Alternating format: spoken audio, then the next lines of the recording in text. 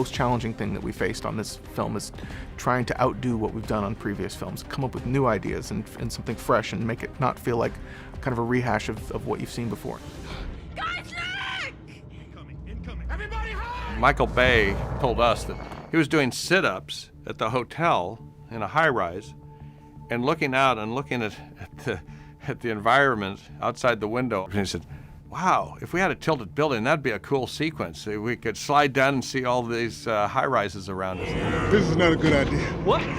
But the biggest problem on today's films, especially a film like this, working with Michael, is the camera's always moving.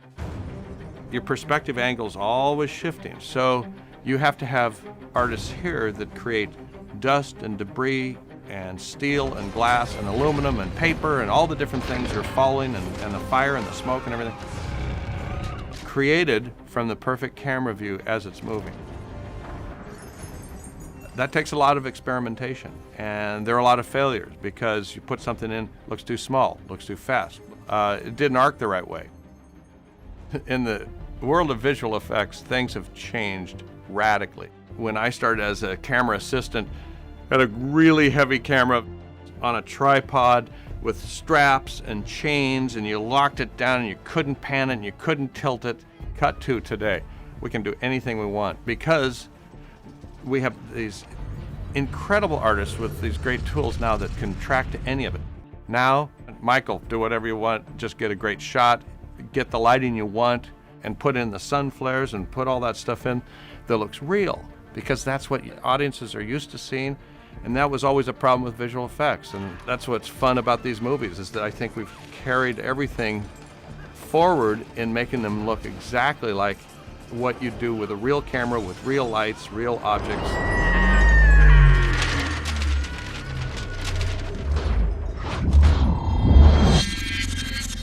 We're at a point now where one thing that we try to do is polish our act. We like to increase the magic. One of my favorite simulations, there's this one shot, the building's tilting and we're doing the helicopter move. It still wasn't complete until we had one little air conditioner that was falling down on the very top, and that's what everybody looks at. I know there are all these people that are about to die and they're sliding down the bit, but that air conditioner is really cool, the way it bounces down there.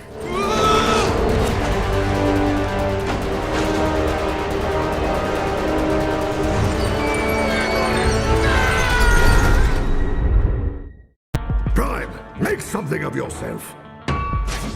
He's pissed.